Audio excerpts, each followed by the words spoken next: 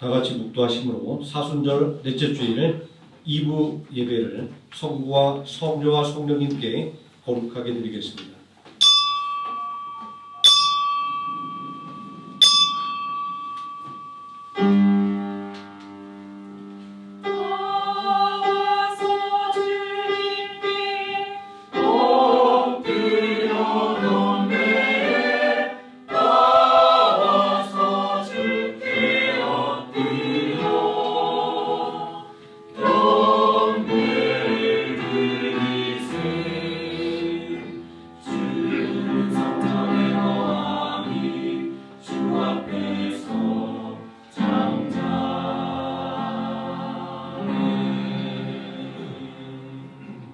이러므로 우리에게 구름같이 둘러싼 허다한 증인들이 있으니 모든 무거운 것과 얽매이기 쉬운 죄를 벗어버리고 인내로서 우리 앞에 나간 경주를 하며 믿음의 주요 또 온전하게 하시는 이인 예수를 바라보자.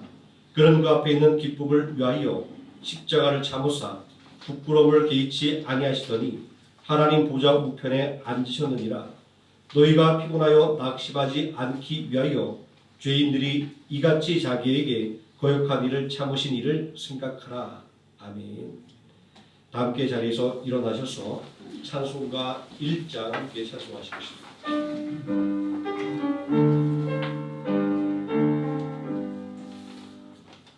왕복의 근원 하나님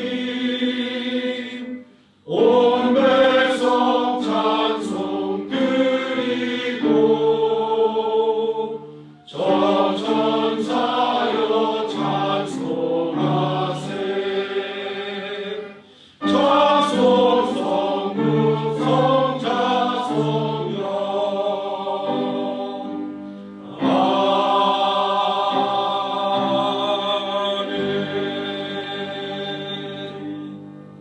사도신경하심으로 신앙고백 드리겠습니다.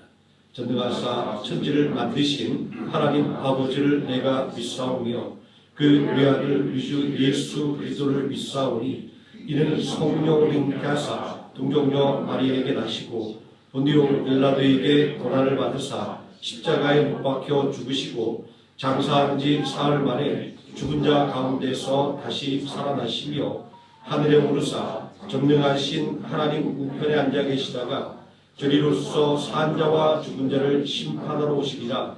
성령을 믿사오며 거룩한 공예와 성부가 서로 교통하는 것과 죄를 사하여 주시는 것과 몸이 다해 사는 것과 영원히 사는 것을 믿사옵나이다. 아멘. 자리에 앉으셔서 432장 찬송하시겠습니다.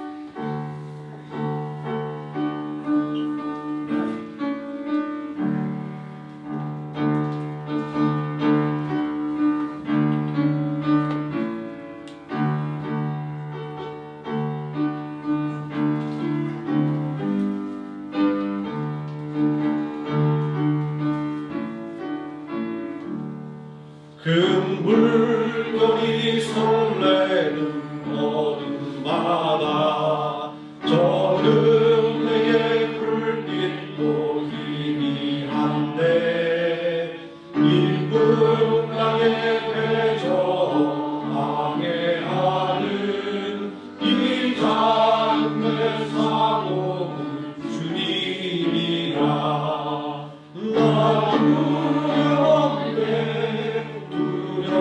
두려움도다 주 예수님 들빼어 계시도다 이름용한 바다를 맞이하면 저 소망의 나라에 이르리라 큰 풍랑이 이 배를 위협하며 저 기쁨을 입벌려 달려드나 이 나라의 여정을 항해하는 이 작은 배 사고는 주님이라 나 두려움에 두려움도다 주 예수님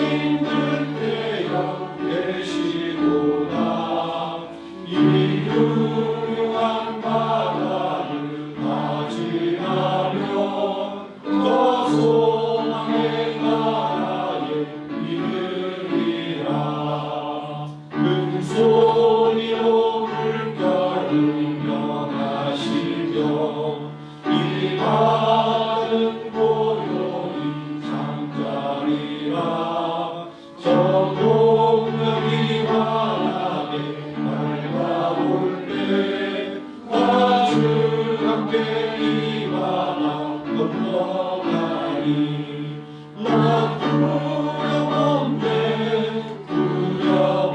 두려웠도다 주 예수님을 깨어 계시도다 이 흉흉한 바다를 맞이하며 저 소망의 나라에 이르리라. 이 시간 함께 은혜 받을 하나님의 말씀 에스겔 43장에서 함께 보도록 하겠습니다. 에스겔서 43장 1절에서 12절까지 말씀입니다. 제가 먼저 한 절 읽고 성도님이 한 절씩 교독하시고 마지막 12절 함께 읽습니다. 그 후에 그가 나를 데리고 문에 이르니 곧 동쪽을 향한 문이라.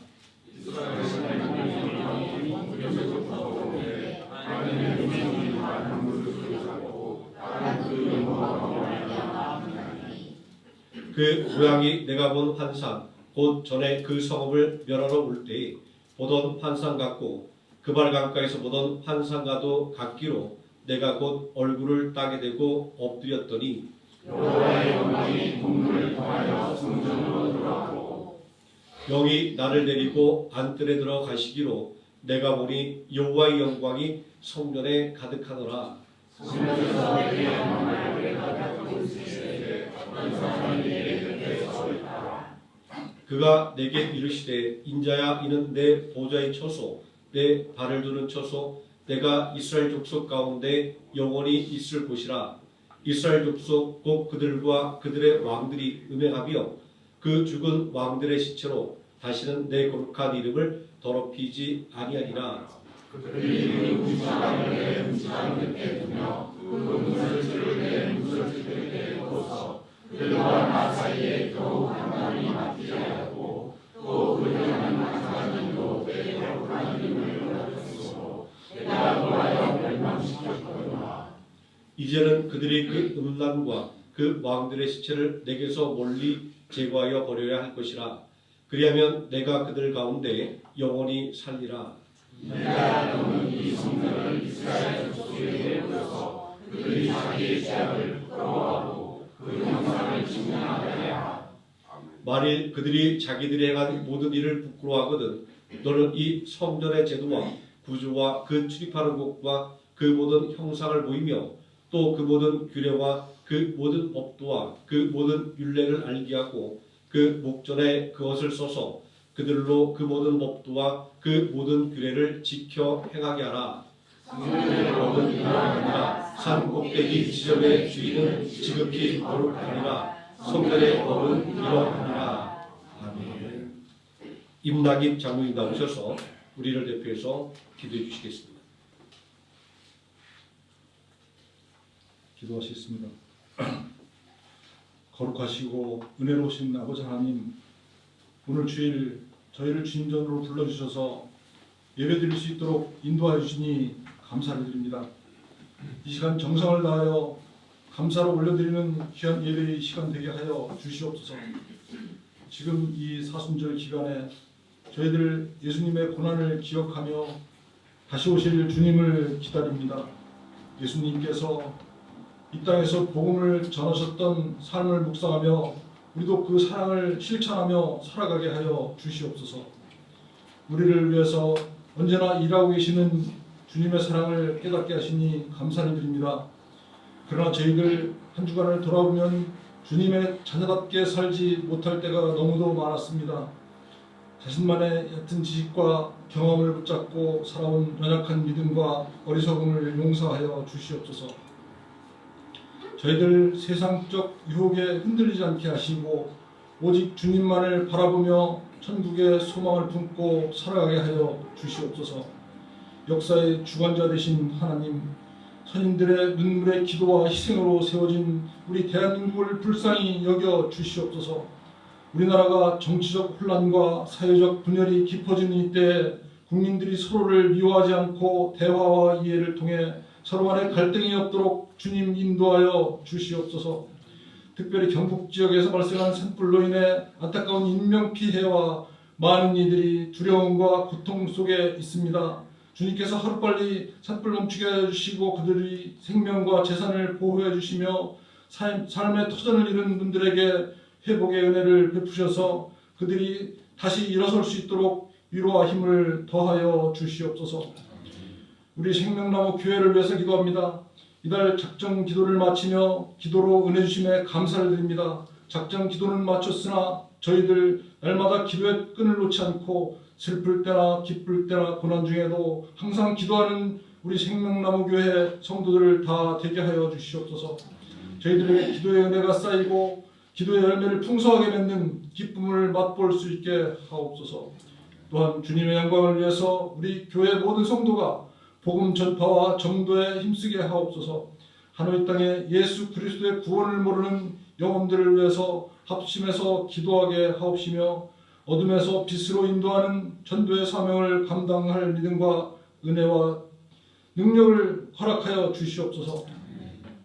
4월에 있을 우리 교회 여러 행사 중에서 신방 예배도 주님 걸음걸음을 인도하시고 모든 성도가 서로 사랑으로 화합하고 말씀과 믿음으로 성령 충만하게 하시어 넘치는 은혜를 경험하게 하옵소서. 특별히 우리 성도들 질병으로 고통당하지 않게 하시고 경제적으로 어려움을 겪지 않도록 항상 보호하여 주시옵소서. 오늘도 말씀 전하시는 김성민 담임 목사님에게 사역을 잘 감당할 수 있도록 영적 권세와 능력을 더하여 주셔서 듣는 성도들이 영적으로 새롭게 변화되고 믿음이 바로서게 하시옵소서. 성도대와 찬양대 그리고 예배를 돕는 모든 손길 위에 하나님 함께 하시옵고 우리를 구원하신 예수님의 이름으로 기도드렸습니다. 아멘. 우리 기도 들으소서.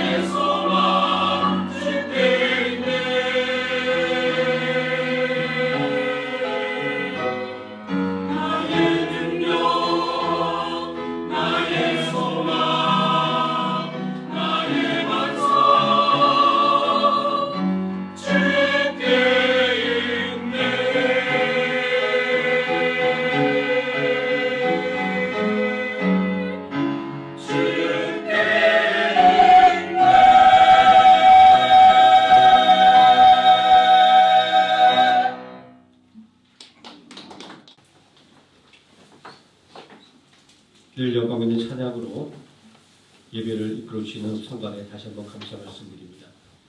오늘 우리 함께 봉독한 하나님의 말씀, 소망으로 고난을 이겨라 라는 제목으로 하나님 말씀의 은혜를 함께 나누도록 하겠습니다. 사순절 넷째 주일입니다.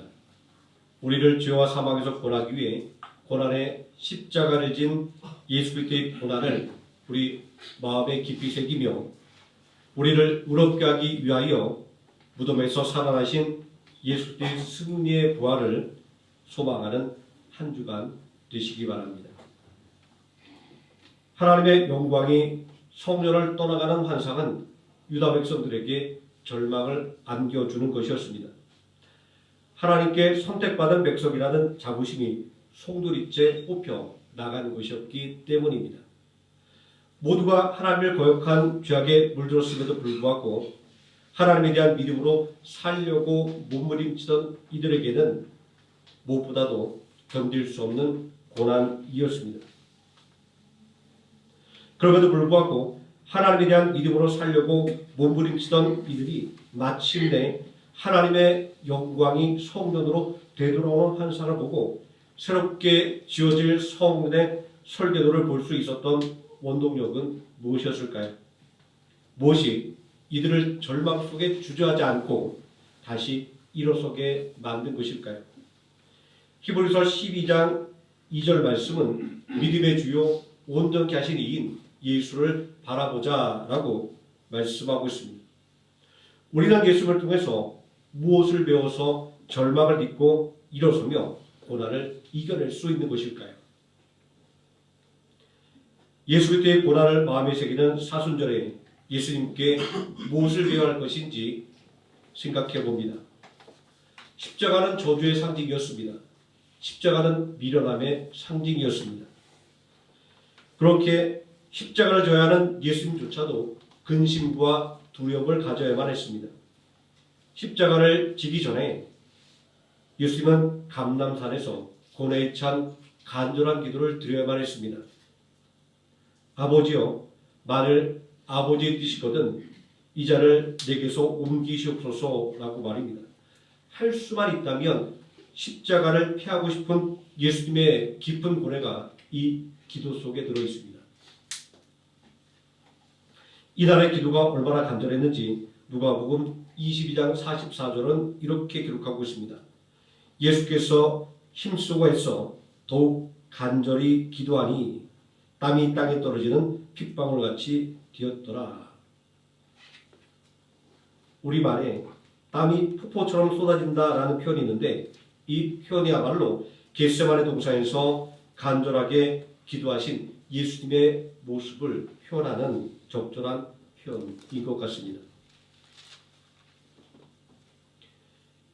예수님께서 기도하신 감람산은 겟세마네 동산이라고도 불렸는데 겟세마네라고 하는 뜻은 기름 자른 틀입니다. 성경에서 말하는 감람나무는 올리브 나무를 가리키는 것입니다. 우리가 즐겨 먹는 올리브유가 바로 이 나무에서 나옵니다. 감람나무가 많아서 감람산으로 불리는 곳이기에 기름 자른 틀이 있는 것은 너무나도 당연한 것이겠지만 겟세마네 동산에서의 기도는 감람 열매에서 기름을 짜낸 듯한 간절한 기도를 드려야만 하는 예수님의 처지를 상징하는 것으로서 십자가를 눈앞에 두고 있는 예수님의 고뇌가 얼마나 큰 것인가라는 것을 다시 한번 보여주는 것이었습니다. 하지만 그럼에도 불구하고 예수님은 십자가의 고난이 하나님의 뜻이라고 한다면 피하지 않겠다는 다짐을 기도로 고백했습니다. 그러나 내 원대로 마옵시고 아버지의 원대로 되기를 원하나이다 라고 말합니다. 무엇이 예수님을 하여금 십자가의 수치와 고난에 대한 근심과 두려움을 이겨내고 십자가를 지게 만들었을까요? 예수님은 피할 수만 있으면 피하고 싶었던 십자가를 어떻게 질 수 있게 되었을까요? 히브리서 12장 2절 말씀은 예수님은 소망이 있었기에 수치와 고난의 십자가를 참을 수 있었다라고 말하고 있습니다. 믿음의 주요 또 온전하게 하신 이 예수를 바라보자.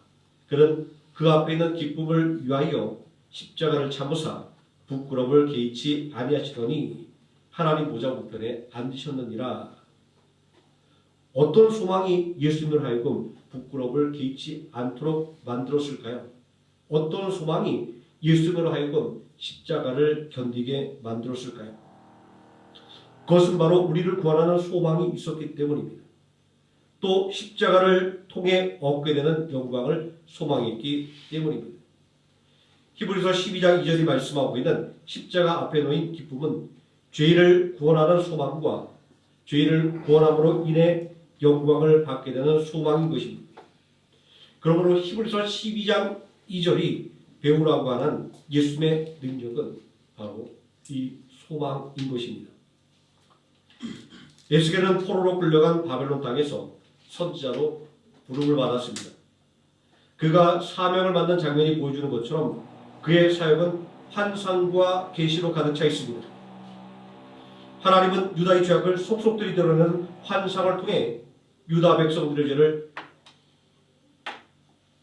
그들이 깨닫고 회개하기를 원하셨습니다. 또 선자 에스겔의 삶을 통해서 제어되는 하나님의 계시를 통해서 유다 백성들이 죄를 깨닫고 회개하기를 원하셨습니다.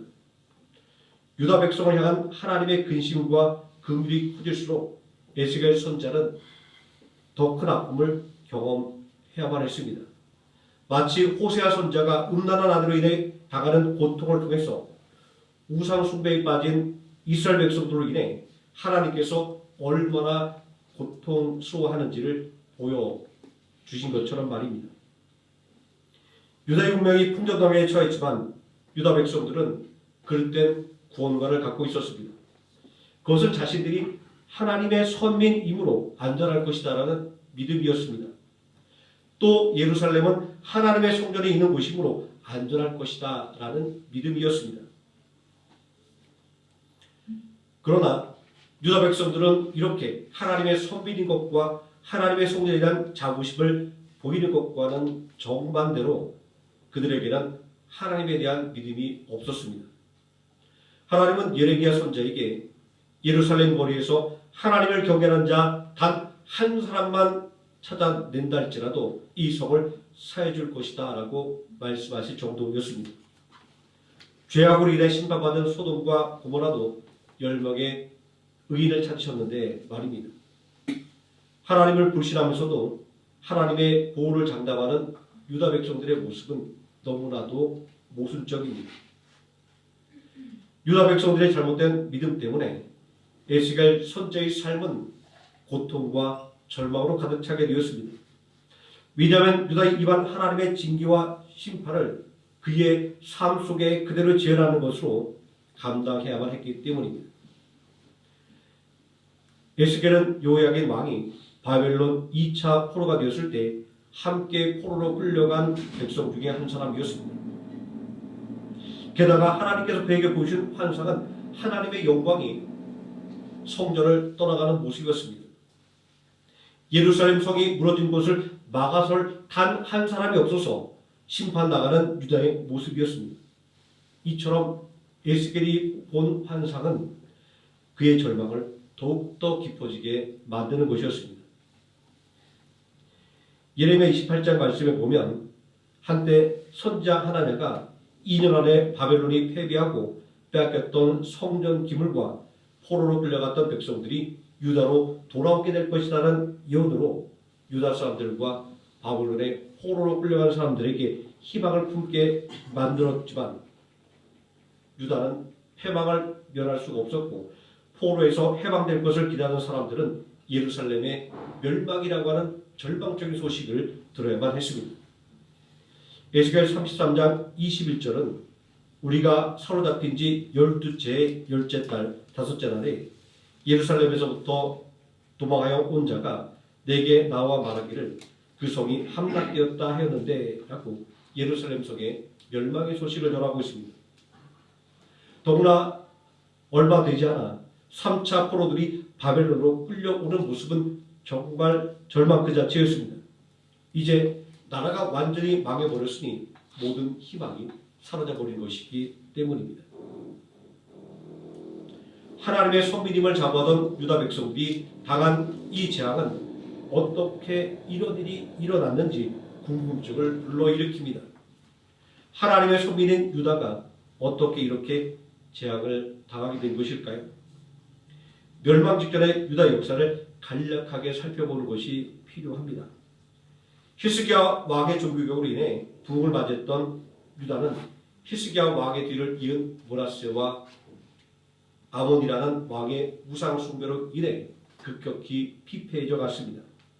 그들의 통치가 얼마나 악했는지 신하들이 반란을 일으켜 아몬 왕을 죽이고 아몬 왕의 8살 난 아들을 대신 왕으로 세웠습니다. 다행히도 요시야는 하나님을 섬기는 데 열심히 특별한 사람이었습니다. 요시야 왕이 성장하여 왕으로서 가장 먼저 한 일은 쇠락한 성전을 보수하는 것이었습니다. 간절한 마음으로 하나님의 성전을 보수하는 중에 율법책이 발견되었습니다. 이 율법책은 이 책에 기록된 말씀을 준행하지 않았기에 하나님의 심판을 받게 되었다고 하는 요시야 왕의 말에 의하면 신명기 말씀인 것이 틀림이 없습니다. 왜냐하면 신명기 말씀의 핵심은 하나님의 말씀에 순종하면 들어가도 복을 받고 나가도 복을 받지만 하나님의 말씀을 거역하면 들어가도 저주를 받고 나가도 저주를 받는 것이기 때문입니다. 율법책의 말씀을 들은 요시야 왕은 회개하고 온 나라 백성들이 이 회개에 동참하게 만들었습니다. 우상을 버리고 신앙이 바로서자 나라가 든든히 서게 되었습니다. 그러나 요시야 왕이 애국과 싸우다가 무기투에서 전사한 후에 유다는 다시금 위기를 맞게 되었습니다. 놀랍게도 유다 백성들이 당면한 위기는 한 명의 유능한 지도자를 상실한 것에서 온 것이 아니라 신실한 한 명의 신앙인을 잃은 것에서 온 것이었습니다. 신앙의 주춧돌이었던 요시야 왕이 죽은 후 국가의 지도자와 백성들은 다시금 우상 숭배에 빠져들었습니다. 하나님을 저버리고 강대국을 의지하기 시작했습니다. 이러한 인간적인 생각과 방법이 나라를 지켜줄 수 있을 것이라고 생각했기 때문입니다. 유다 백성들은 신흥제국 바벨론과 전통적인 강국인 애굽 사이에서 방황했습니다. 오늘은 바벨론을 섬겼다가 내일은 애굽을 섬겼습니다. 또 오늘은 애굽을 섬기다가 또 내일은 바벨론을 섬겼습니다. 유다 백성들은 하나님을 버렸듯이 인간적인 신의도 헌 신발처럼 내던져 버렸습니다. 이것이 유다의 큰 재앙이 되었습니다. 유다는 멸망할 때까지 바벨론과 애굽의 침략과 횡포에 속수무책으로 당할 수밖에 없었습니다. 이러한 유다 백성들의 모습은 오늘 살아가는 우리들의 모습이기도 합니다. 우리도 어느새 하나님 없이도 잘 살 수 있다라고 자부하는 세상적인 생각에 물들어 버렸습니다. 또 인간의 의지와 노력만으로도 행복하게 살 수 있다라고 하는 세상적인 생각에 동참하게 되었습니다. 이렇게 말할 수밖에 없는 것은 어떤 연구조사에 의하면 오늘날 한국교회 안에서 성도들이 듣기 원하는 메시지는 구원에 대한 확신을 주는 메시지가 아니라 어려운 삶 가운데 상처받은 마음을 위로하고 평화를 주는 메시지라고 합니다. 그만큼 우리가 살아가는 이 세상이 각박해졌고 그리고 강팍해졌고 살기가 어렵다라는 것을 반증하는 이야기도 합니다. 그런데 우리가 잊지 말아야 할 것이 있습니다. 그것은 참된 위로와 평화는 구원의 확신을 통해서 얻게 된다라는 것입니다. 왜냐하면 하나님에 대한 신뢰와 경외가 없는 곳에는 안전과 평화가 존재하지 않기 때문입니다. 이스라엘 백성들의 역사는 바로 이것을 증거하고 있습니다. 그들이 하나님을 온전히 경외하며 섬길 때 그들은 평안 속에서 하나님 주시는 은혜를 누리며 살아갈 수 있었지만 그들이 하나님을 버리고 하나님을 불신할 때 그들은 세상의 고난 속에서 눈물을 흘리며 살아갈 수밖에 없었던 것을 확인할 수 있기 때문입니다. 그러나 이러한 진리는 거시적인 안목에서 역사를 바라볼 수 있을 때 깨달을 수 있는 것입니다. 우리가 근시안적인 안목에서 바라본다고 한다면, 그저 오늘 살기에 급한 마음으로 신앙을 바라본다고 한다면 신앙만큼 어리석은 것은 없어 보이기 때문입니다. 눈에 보이지 않는 하나님보다 눈에 보이는 권력자가 손에 잡히지 않은 하나님의 도움보다 손에 잡힐 것과 같은 인간의 도움이 귀에 들리지 않은 하나님의 위로의 말씀보다 귀에 들리는 달콤한 말들이 더 확실하게 느껴지기 때문입니다. 그렇게 수많은 불신자들이 그러한 우매함 속에서 살다가 죽었고, 열악한 믿음을 가진 사람들이 그러한 우매함에 걸려서 넘어지기도 했던 것입니다. 하나님보다 세상을 더 신뢰하며 살았던 삶의 열매는 어떤 것일까요? 에스겔 선자는 그 답을 자신의 삶을 통해서 보여주었습니다. 유다는 바벨론의 침략을 받아 패배하였고, 바벨론의 느부갓네살 왕은 백성 중에 힘있고 지혜 있는 사람들을 무려 3차례에 걸쳐 바벨론 땅에 포로로 끌고 갔습니다. 에스겔은 이렇게 끌려간 바벨론의 2차 포로였습니다. 바벨론의 포로로 끌려가는 유다 백성들의 모습은 하나님의 백성들이 더 이상 하나님을 신뢰하지 않고 세상을 의지하고 자신들의 지혜와 힘을 신뢰할 때 그들이 신뢰하고 있는 것에 의해 철저하게 실패를 경험할 수밖에 없다라고 하는 것을 보여주는 것이었습니다. 똑같은 에스겔은 바벨론 땅에 포로가 된 유다 백성들에게 하나님의 메시지를 선포하는 선자로 부름을 받았습니다. 그러나 그의 처지도 바벨론 땅에 끌려온 포로였습니다. 똑같은 포로인 처지에 무슨 말씀을 전할 수 있었을까요? 포로로 끌려온 사람이 하나님의 메시지를 전하는 선자가 되었다고 해서 그의 인생이 확연하게 달라지는 것은 아무것도 없었기 때문입니다.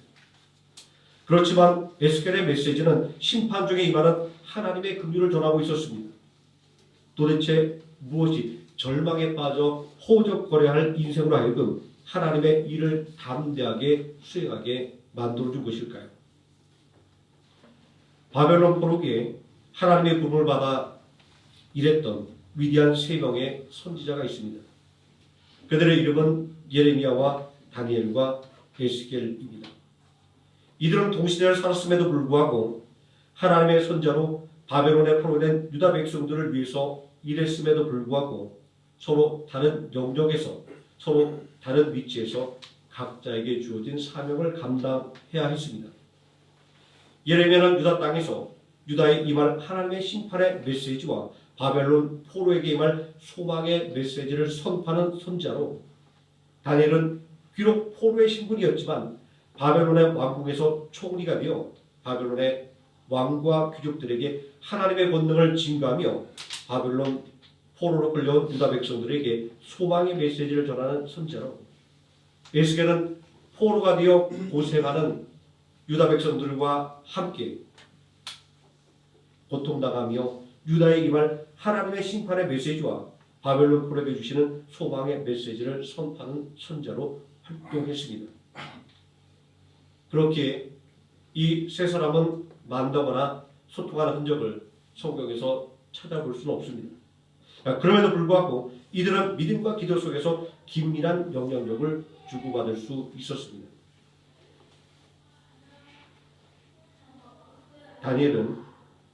다니엘서 9장 2절 말씀에서 기도하는 중에 예레미야 선지자의 글을 읽고 바벨론 포로의 기한이 70년이라고 하는 것을 깨닫게 되었다라고 고백하고 있습니다. 또 예레미야 29장 1절 이하의 말씀을 보면 예레미야 선지자는 2차 바벨론 포로가 끌려간 직후에 그들을 격려하는 편지를 보냈습니다. 2차 포로로 바벨론 땅에 끌려갔던 에스겔 선지자도 그 편지를 읽었을 것입니다. 또 포로가 된 유대인 공동체를 보호하는 일을 감당했던 다니엘도 이 편지를 받아 읽었을 것입니다. 그 편지의 내용은 바벨론 땅에서 포로에서 해방될 소망을 잃지 말고 열심히 살아가는 것이었습니다. 이처럼 이들은 하나님의 말씀을 믿는 소망 안에서 긴밀하게 연결되어 있었던 것입니다. 오늘 우리가 하노이 생명나무교회라고 하는 그리스도 예수의 몸인 교회 안에서 기도와 예배로 긴밀한 관계를 이루어가고 있는 것처럼 말입니다. 예레미야와 다니엘과 에스겔이 성장하던 시기는 요시야 왕이 종교개혁을 단행한 시기였습니다. 이들은 신앙 회복의 운동을 통해 부흥을 경험한 세대였습니다. 그러나 종교개혁을 통해 유다의 부흥을 일궈낸 요시야 왕이 기원전 606년 무기토에서 전사했을 때 유다는 국가적인 혼란뿐만 아니라 믿음의 시련을 함께 겪게 되었습니다. 믿음의 시련은 극단적인 반응을 이끌어냅니다. 믿음의 시련을 통해 더 굳센 믿음으로 살려고 다짐하는 믿음의 사람들과 믿음을 저버리고 세상을 향해 나가는 사람들로 말입니다. 최근에 한 교회 연구소의 연구에 의하면 코로나 팬데믹 이후에 한국 교회의 신앙이 양극화되는 현상을 보이고 있다고 합니다. 시련 속에서 믿음이 더욱더 굳건해지는 성도들과 시련 속에서 믿음을 잃고 형식적인 신앙생활을 하는 성도들로 나뉜다고 합니다. 안타깝게도 유다 백성들은 후자의 길을 선택을 했습니다. 종교개혁을 단행했던 요시야 왕이 전사한 후 유다 백성들은 하나님을 버리고 우상을 섬기기 시작했습니다. 예레미야 44장 17절에서 18절까지의 말씀을 보면 유다 백성들은 요시야 왕의 전사와 자신이 당한 재앙이 종교개혁 탓에 생긴 것으로 그 책임을 하나님께 돌리고 있습니다. 자신들이 하늘의 여왕을 섬길 때는 번영을 누렸는데 종교개혁으로 말미암아 하늘의 여왕을 더 이상 섬기지 않았기에 재앙을 당하게 된 것이다 라고 말합니다. 유다 백성들이 자신들에게 임한 재앙을 하나님의 탓으로 돌리며 찾아냈던 해법은 다시 우상을 섬기는 것이었습니다.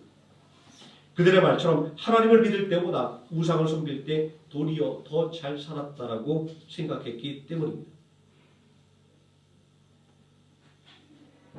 유다 백성들이 자신들에게 임할 재앙을 하나님의 탓으로 돌리며 찾아냈던 해법은 세상을 의지하는 것이었습니다. 유다는 애굽의 도움에 기대려고 했습니다. 이처럼 어려움이 가중되면 믿음이 있다고 자부하는 사람들조차도 하나님을 원망하고 불신하게 되는 것입니다.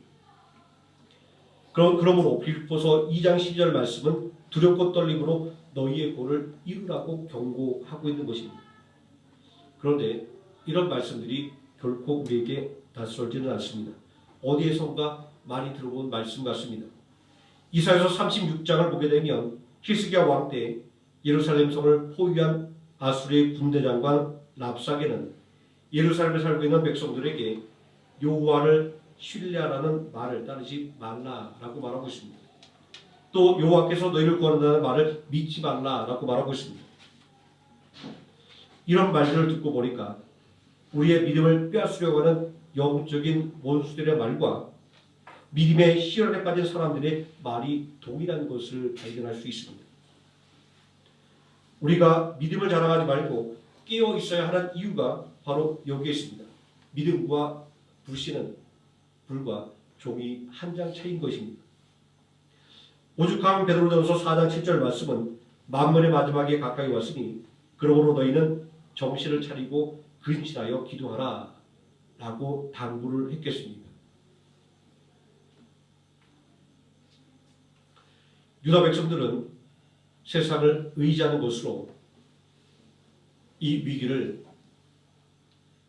넘기려고 했습니다. 유다는 애굽의 도움을 기다리려고 했습니다. 그러나 애굽의 도움을 받지 못했습니다. 바벨론의 군대장관 랍사게의 말처럼 애굽은 갈대 지팡이에 불과했기 때문입니다. 바싹 마른 갈대처럼 겉으로는 의지할 만한 번듯한 그런 지팡이처럼 보였지만 그러나 그것을 움켜쥐게 되면 바싹 말라 부서져 오히려 그것을 쥔 사람에게 상처를 입히는 갈대처럼 애굽은 그 나라를 의지하던 나라에게 커다란 상처만 있게 만들었습니다.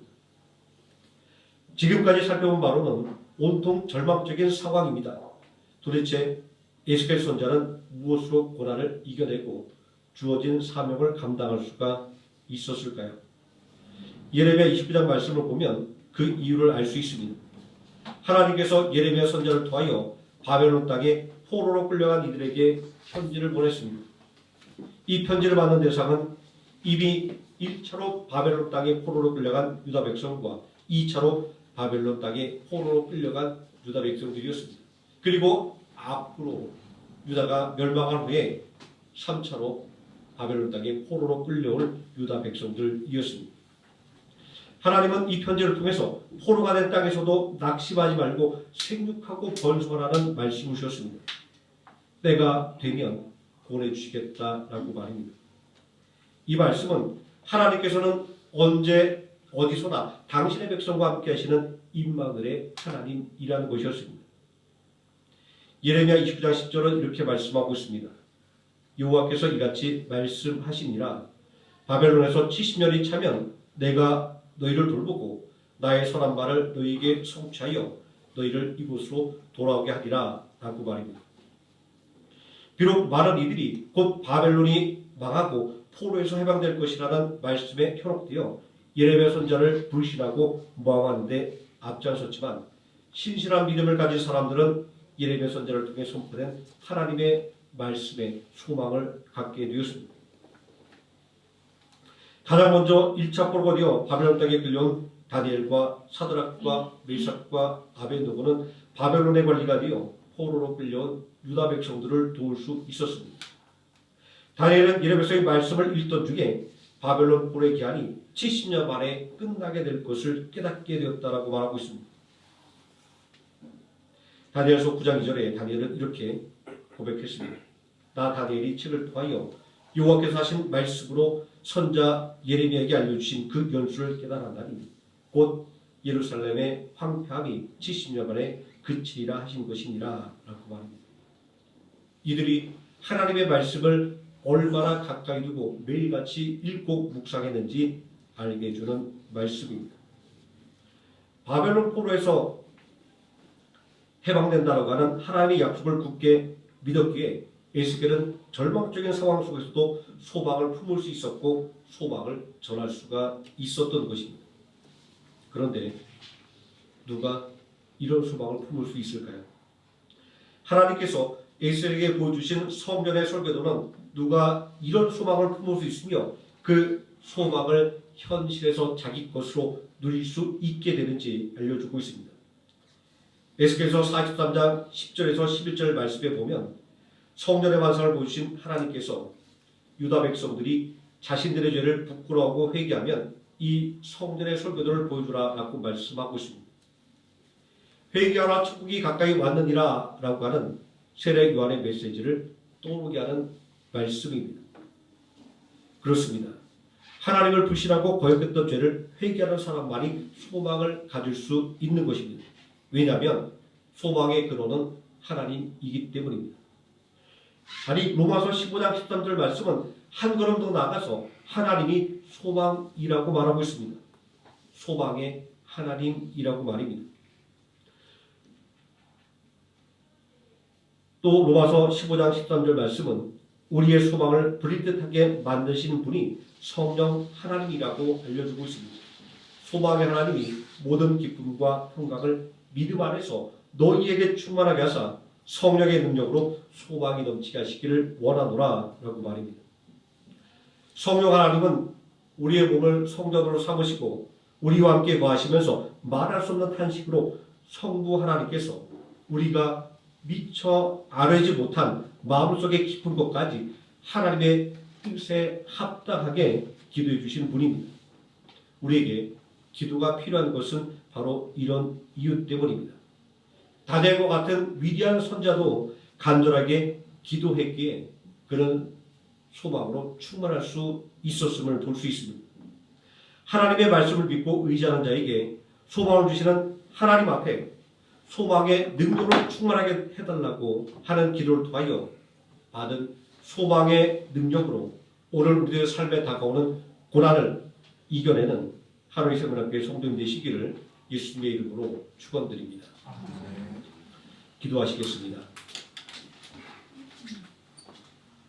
풍전 등화에 놓인 유다를 바라보는 유다 백성들의 마음이 오늘 위기 속에 빠진 대한민국을 바라보는 우리들의 마음입니다.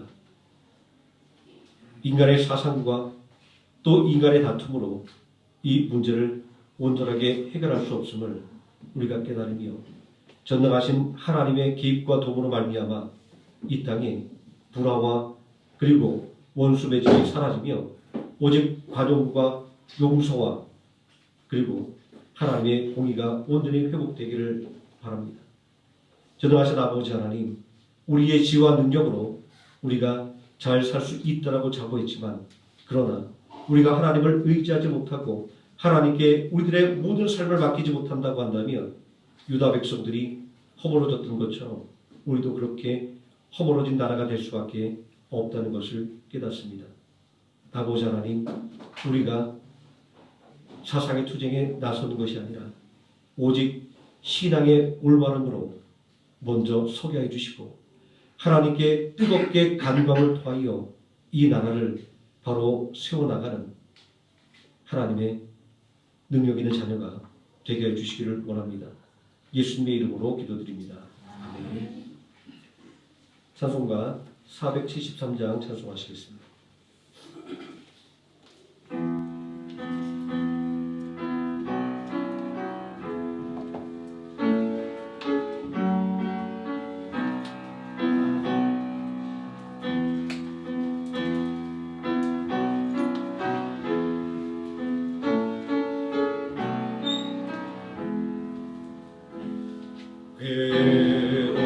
괴로움과 고통을 친히 당하신 예수님, 병든 몸과 이 마음 소망을 주옵소서.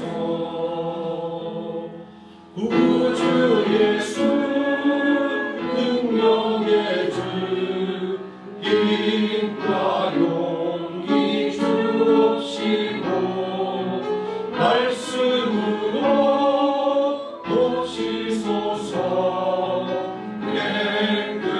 깨끗하게 하옵소서.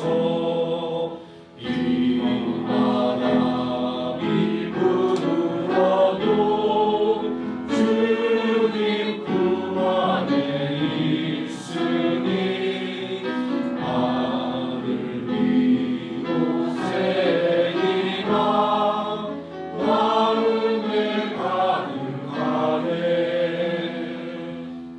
구주 예수 능력의 주 힘과 용기 주옵시고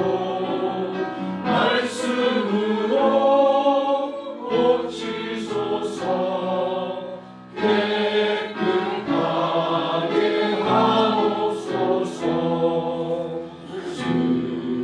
쓰러지고 지칠 때 세임 주신 예수님, 의지 약한 이 마음 붙들어 주옵소서. 구주 예수 능력의 주 힘과 용기 주옵시고 말씀으로 고치소서. 깨끗하게 하옵소서.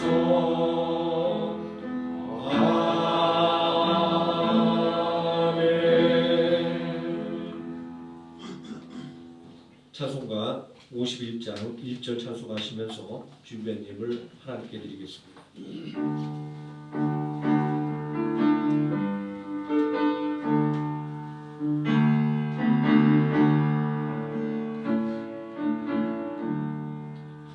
주님 주신 거룩한 날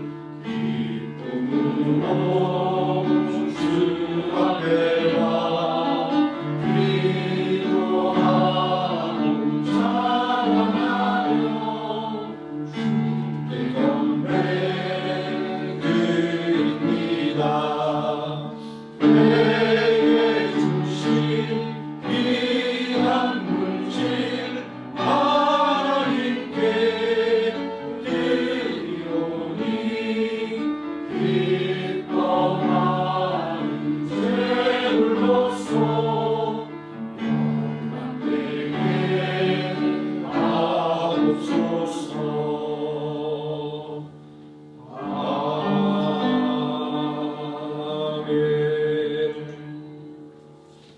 봉헌 기도드리겠습니다. 사랑과 은혜가 풍성하신 아버지 하나님, 오늘도 주 예수의 거룩한 날 우리에게 허락하여 주심으로 하나님께 나와 예배하게 해주시고 말씀의 은혜와 능력으로 살아가기를 소망하도록 이끌으심을 감사를 드립니다.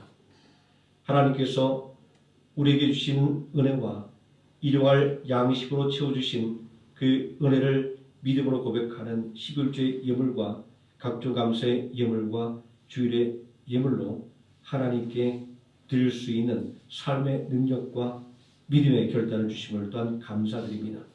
아버지 하나님, 이 믿음의 고백 위에 30배, 60배, 100배 놀라운 하나님의 축복의 역사가 넘쳐나게 하여 주시옵소서. 우리 성도들의 가정, 하나님 강하고 의로운 오른손으로 붙드사 악한 원수막이 조금 더 틈타지 못하게 하여 주시고 오직 예수 그리스도의 사랑 안에서 더욱더 뜨겁게 사랑하는 하나님의 자녀의 가정 되게 하여 주시기를 원합니다. 또한 우리 성도들 일하는 직장에서 하나님께서 불꽃 같은 눈동자로 지켜 보호하여 주시기를 원합니다. 말과 생각과 행동 모두 다 하나님께서 지켜 보호하여 주심으로 말미암아 모든 사람들에게 칭찬받는 인재가 되게 해주시고 맡은 바위를 온전히 수행함을 통하여 직장에서 바라고 원하는 것들을 온전히 실현해가는 능력 있는 하나님의 자녀로 우뚝 세워주시기를 원합니다. 아버지 하나님, 우리 성도를 경하는 기업과 사업장에 하나님께서 친히 함께하셔 경영하여 주시기를 원합니다. 예기치 못했던 장애물과 그리고 감당하기 힘든 문제가 다가온다할지라도 낙심하거나 절망하지 말게 해주시고 전능하신 하나님께 도움을 간구함을 통하여 장애물을 넘어가며 모든 문제를 해결하고 더욱더 놀랍게 성장하는 은혜의 역사를 경험하는 2025년도 우리 모든 성도들의 기업과 사업장 되게 하여 주시옵소서. 주께 드려진 이 예물을 통하여 주 예수의 몸된 교인 하루의 생명함교회가 온전히 교회의 역할을 감당케 하여 주시고 죽어가는 영혼들을 권하며 낙심한 영혼들을 위로하여 세우며 또한 선교를 온전히 후원하는 귀한 물질로 사용될 수 있도록 하나님께서 더욱더 크게 축복하여 주시기를 원합니다. 예수님의 이름으로 기도드립니다. 아멘. 교회 소식 말씀드리겠습니다. 사순절 넷째 주일입니다. 예수 그리스도의 십자가의 고난을 마음에 새기며 예수 그리스도의 부활을 소망하는 사순절 기간이 되시기를 바랍니다. 남녀동네 사랑방 모임이 오후 1시부터 2시까지 교육관에서 성경 공부방 모임이 2시부터 3시까지 교육관에서 있습니다. 또 많이 관심 가져주시고 기도로 후원해 주시면 고맙겠습니다. 2026학년도 대학 20생을 위해서 기도 부탁드립니다. 김하늘, 우국한, 최영영 학생 매일같이 이름 부르시면서 기도해 주시면 고맙겠습니다. 4월 20일 부활절에 세례식이 있습니다. 세례교육이 3월 16일부터 4월 첫째 주까지 매주 진행되고 있습니다. 참고해 주시면 고맙겠습니다. 4월달 신방 예배가 계획되어 있습니다. 기도로 준비해 주시면 고맙겠습니다. 다 함께 자리에서 일어나셔서 찬송가 635장 찬송하시겠습니다.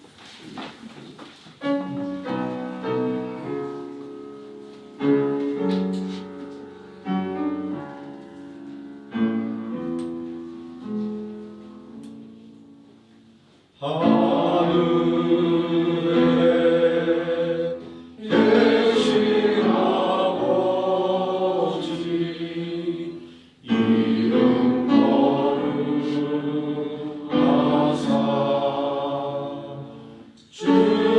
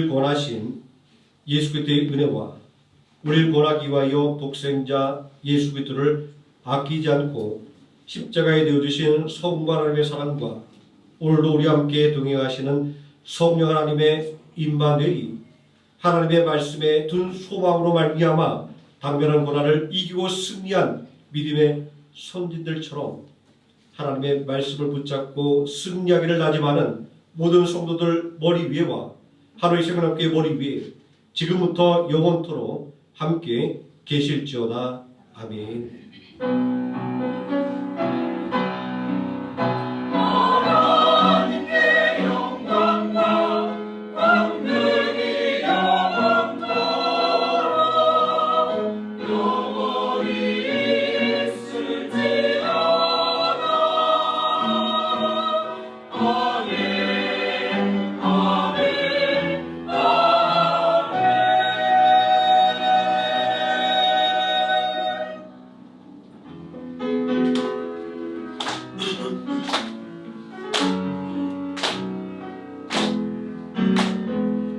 형제의 모습 속에 보이니 하나님 형상 아름다워라 존귀한 주의 자녀들